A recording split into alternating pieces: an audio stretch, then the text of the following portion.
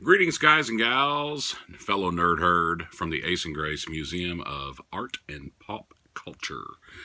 And I've had a lot of requests to find out how we displayed the comics on the wall. So I will let you know how we did it inexpensively. And this is after a lot of research on Pinterest and YouTube and Facebook and everywhere else. And I said, there's got to be a better way to do this. More inexpensive way. So, without further ado, fellow nerd herd, I will show you how it works. So, let me try to flip this around so you can see what we do. Now, to display your books on the wall, what you want to get are these top loaders that look like this. They're Silver Age top loaders. If you buy them retail, they're about $2 a piece, but you can buy them for about $1.10 a piece if you order them in bulk. And put your better books in those so it protects them, keeps them safe. And then what you want to do is find at your local Home Depot or Lowe's or your hardware store, plastic J-channel. Let me flip this around so you can see what I'm talking about. Right here is plastic J-channel. And it's just a little plastic piece, and those top loaders slide into the J-channel. So you got one at the top. Now for your top row, what you want to do is you want to set a chalk line and make sure it's straight all the way across. Once it's straight, you got your top one, your bottom one. You put an empty top loader. Don't do it with the book in there in case it falls down. But you put your empty top loader, set your screw. These are, let me find one of the screw holes. There's one.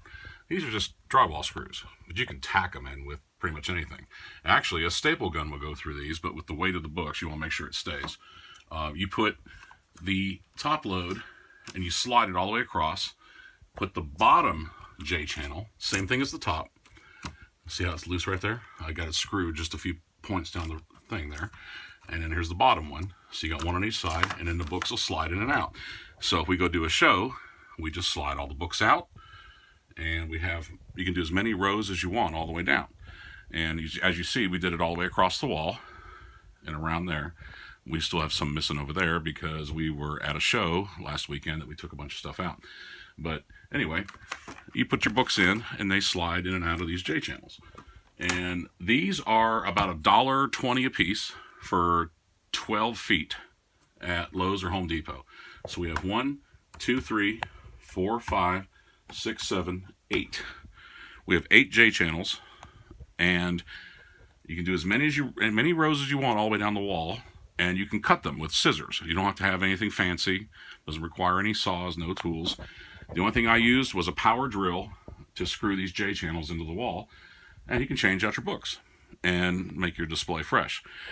Now, when it comes to displaying Funko Pop, that's a little trickier. With Funko Pop, what we did was we have these 1x4s. And these are they're about $2 a plank, and you can see I had them cut them at Home Depot for me, so I didn't have to do any cuts, and my cuts would be straight. And if you look at the sides of this, it's real simple, and it kind of actually split right there. But from the front, it looks great. Now here's the fun part: these don't weigh anything. So when you measure these out, you want to have 3, 3, 3, and if you drop it down, you got room to put stuff on top. And of course, I have room for stuff on the bottom. But down here, I had to go around the plug, so that left me some room. I measured below the plug, so I measured this out, and it holds. I think there's 70 some in there. We've got them all across the room, of course. There's a big display there too as well. But if you want to do them along the walls, you can do this, and all you gotta do is measure out what you want. Now, I didn't do anything fancy with this. This literally was about $8 worth of wood. And they cut it for me. I screwed it together.